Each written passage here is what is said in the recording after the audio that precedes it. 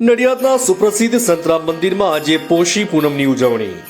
વહેલી સવારથી ભારે ભક્તોની ભીડ મંદિર પરિસરમાં જામી. આજે સંતરામ મંદિરમાં પોષી પૂનમની બોર પૂનમ તરીકે ઓળખવામાં આવે છે.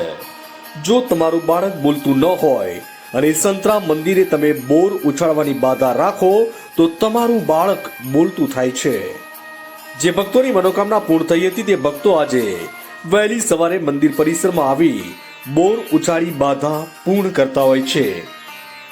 નડિયાદ, અમદાવાદ, આણંદ, બરોડા સહિતના ભક્તો આજે વહેલી સવારે મંદિર પરિસરમાં બોર ઉતારવા માટે આવી પહોંચ્યા.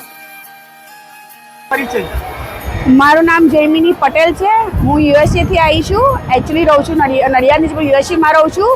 મારો સન લાસ્ટ યર બિલકુલ બોલતો નહોતો, પણ મેં અહીંયા બાધા રાખી સંતરામ મહારાજની અને મેં બોર ઉછાળ્યા. બીજે દિવસે એકદમ પોપટની જેમ તે બોલતા થઈ ગયો. અને અત્યારે હું ત્યાંથી પણ એક બે જણની બાધા લઈને આવી છું પૂરી કરવા. મહારાજ કરે એમની બાધા પૂરી થાય, એમની છોકરી બી બોલતી થઈ જાય. આનું બહુ સચ છે. સિરિયસલી તમે લોકો અહીંયા આવો, બહુ સચ છે એનું. અને જે બાધા રાખે છે એની સંપૂર્ણ 100% પૂરી થાય છે. મારી તો થઈ છે એટલે મને તો વિશ્વાસ છે અને શ્રદ્ધા છે. તમે પણ આવો તો અહીંયા જરૂર આવો પોષી પૂનમે અને બોર ઉછાળો. જેનું બાળક બોલતું ના હોય તે તુરંત બોલતું થઈ જાય. મારો તો ખુદનો એક્સપિરિયન્સ છે એટલે હું કહું છું જય મહારાજ.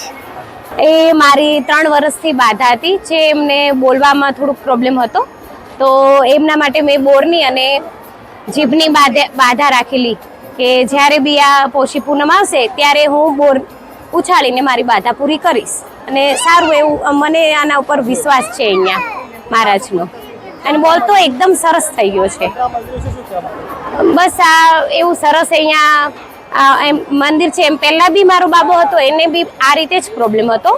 પછી એમની બી મેં બાધા રાખેલી અને આ નાના બાબાની પણ મેં બાધા રાખી અને મને બહુ વિશ્વાસ છે. એટલે સારું છે મને અહીંયા મહારાજ માટેનું. અને આ બોરા લાયા, એમના જે એમનો વજન છે એ પ્રમાણે બોરની બાધા રાખેલી અને મેં અહીંયા પ્રસાદ રૂપે ચડાવેલી.